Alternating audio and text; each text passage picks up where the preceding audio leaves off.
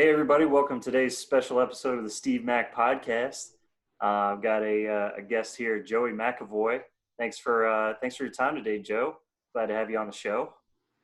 Hey, thanks for being with me, brother. It's a great pleasure to be part of your first episode. All right, yeah, this is a lot of fun. So today's episode, we're going to be covering kind of the Joe Mack podcast, and the value that he's bringing to the viewer, and just wanted to flip the camera and put it on Joe and talk about, you know, what you're bringing to the audience and kind of what your thought process is, what got you into podcasts and stuff like that. So I wanted to kick it off by talking about, if you guys don't know, Joe is my older brother, 4 years older, and throughout our lives I've seen him go through a lot of different phases, from the Marine Corps to graduating HBCU, to moving out west and starting his life up out there. And now this Joe Mack podcast is the latest and greatest that he's got cooking. And so Joe, let's start with the beginning of the podcast. Like, what made you switch from, what you were doing before to getting into the podcast? Thank you, Stephen. Well, first off, I want to make sure that I have the gallery view going. Yeah, appreciate that. Thank you so much. Thank you for the acknowledgments. Yeah, we've spent a lot of time together, and we know each other pretty well. And yeah, man, you moved out to the West Coast last year. I've been out here for it'll be 7 years this year. Wow.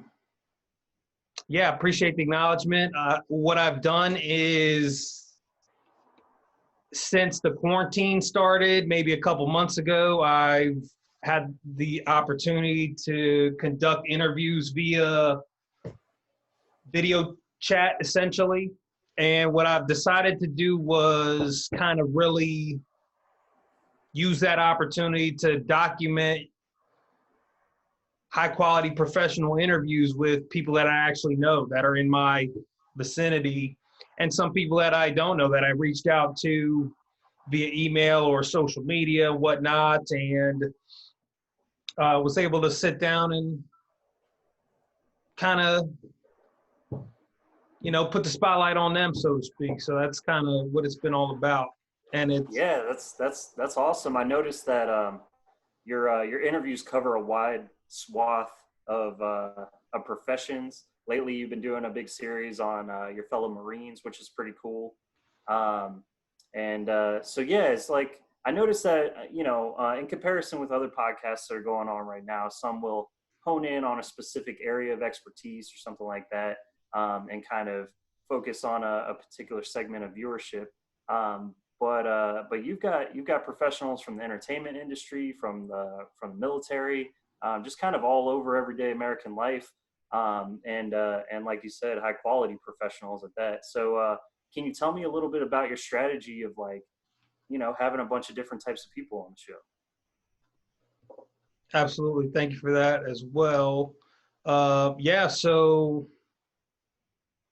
it's kind of been an opportunity for me to kind of go back and kind of backtrack and just kind of recap the places that I've been in my life and who's been associated with me during those experiences. And I'm thinking to myself, hey man, like,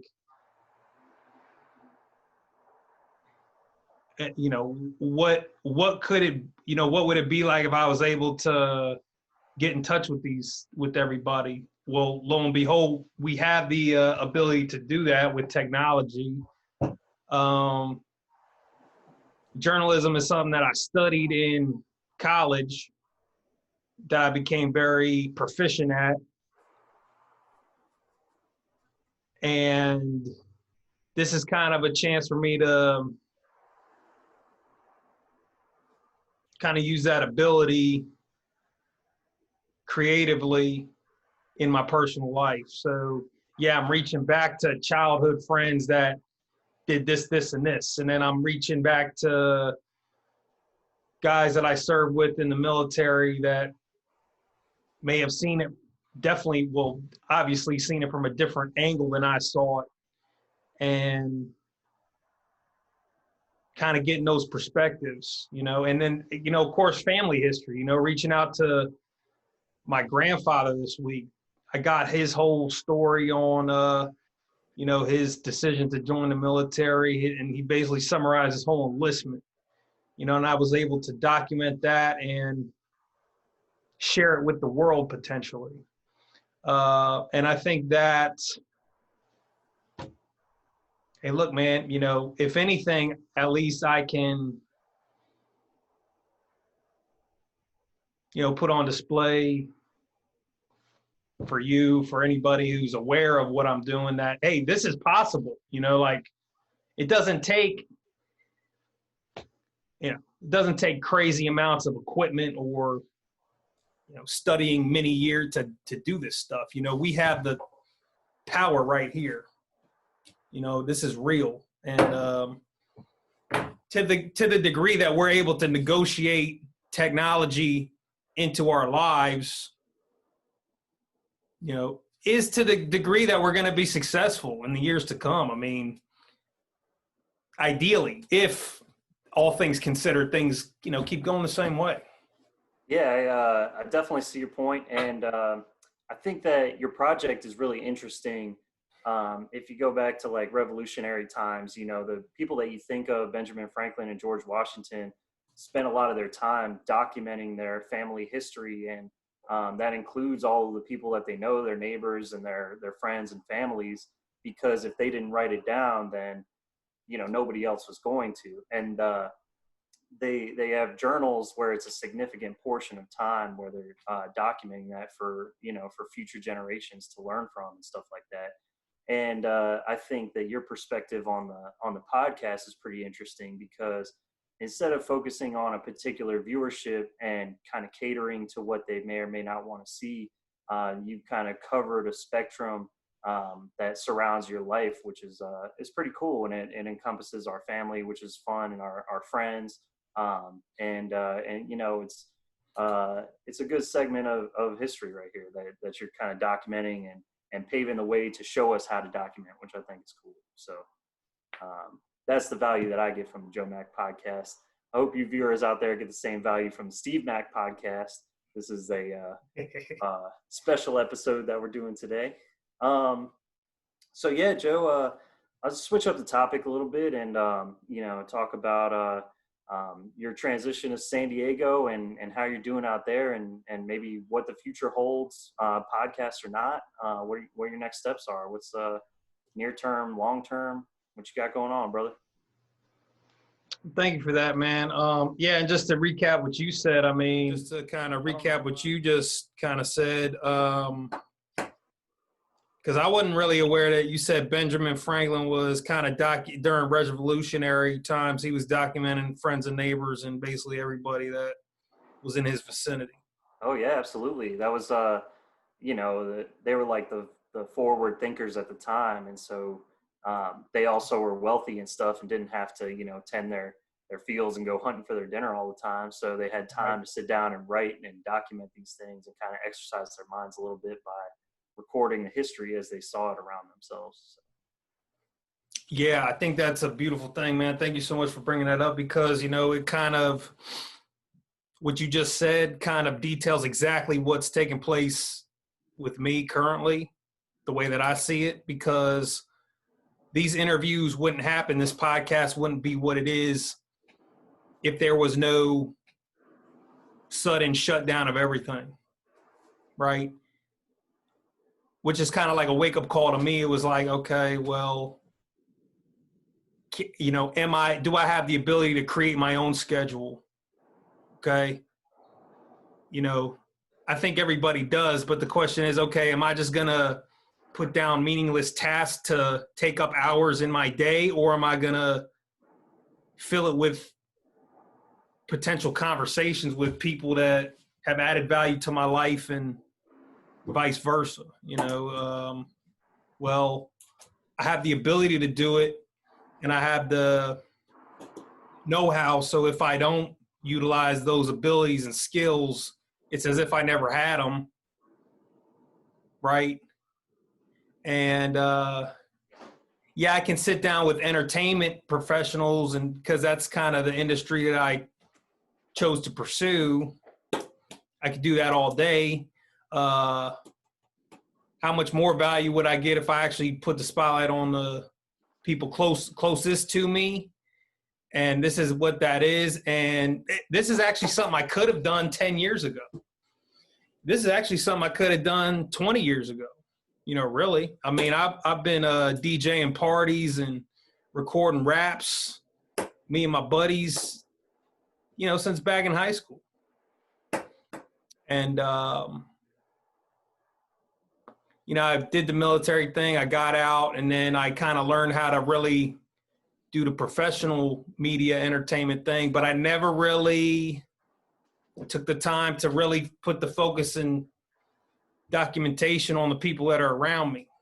So, like you said, man, it benefits everybody. Why? Because it increases awareness, right? I could sit down and watch Netflix for 2 hours, right? Or I can watch a conversation with two people that I know and pick up something that I never might have gotten before. Yeah, I think that's cool, and I think it's important to use your skills and stretch your skills. Like you said, you learn journalism back in in college and had this background in it and exercised it. But as well as anybody, if you don't use it, you lose it. And so a lot of people tend to think that when they learn something, they know it, and then they have learned it, so they continue to know it. But in reality, you learn something and then you have to continue practicing it. So it's cool that you dug back in and said, hey, I had this education. I want to revise and refresh it and continue to learn and use it. I think that's pretty cool. And that's something that a lot of people need to recognize, in their daily lives and say, oh, I used to do that. I used to like that. But if they don't continue to exercise it and relearn it and learn more about it, then it just kind of disappears. Yeah, man. What are you getting up to, man? What's the future hold? Oh, thank you for asking. Well,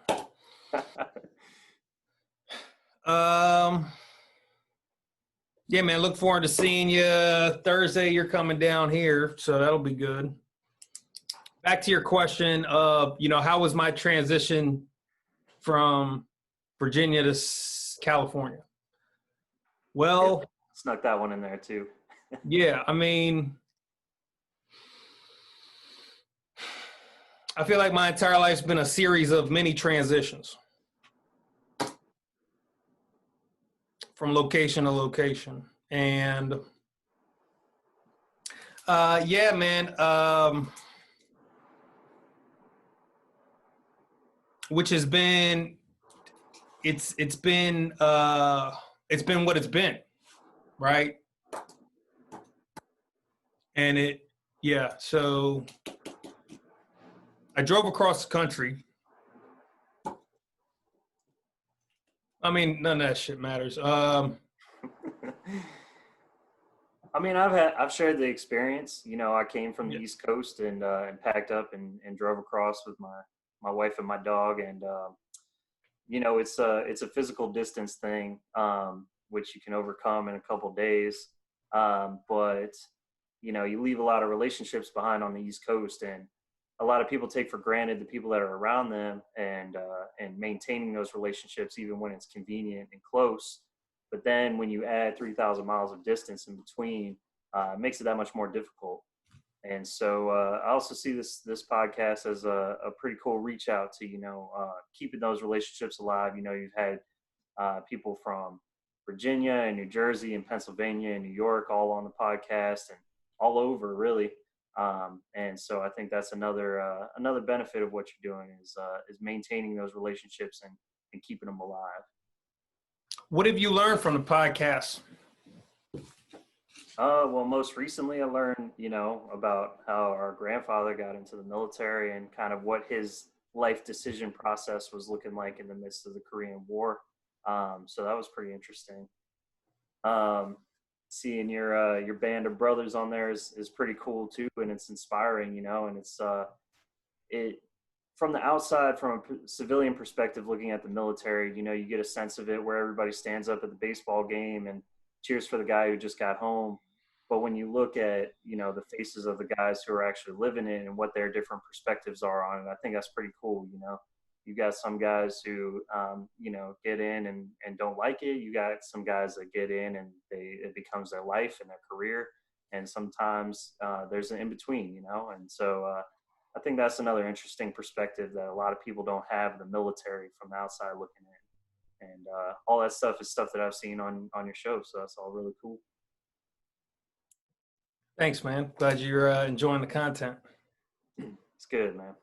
Yeah, I'm actually kind of trying to find the line between, okay, because people get freaked out when they hear the word podcast because they have like a preconceived thing with that. It's like, oh no, Yeah. fucking, you know. So it's like, how do you get around that? You know, it's like, well, I don't really have to call it a podcast. Like, this is not necessarily a podcast. This is just an interview. This is two people talking. You know, so Call it a project. yeah, it's a project. Put it on a blank CD with some Sharpie on it. The Joe Mac project. Yeah, that's it.